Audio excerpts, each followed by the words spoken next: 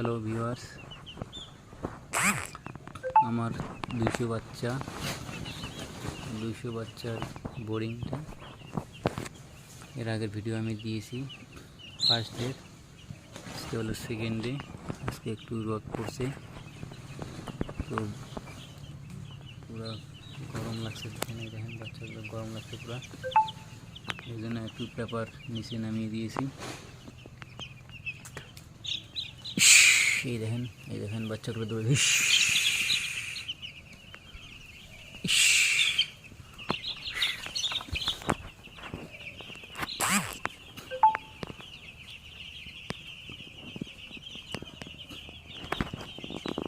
এখানে আছে 200 বাচ্চা।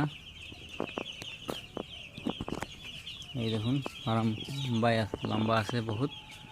আমি প্রথম এক্সপেরিয়েন্সটার জন্য নিয়েছি 200 বাচ্চা, এরপরে আবার নেব।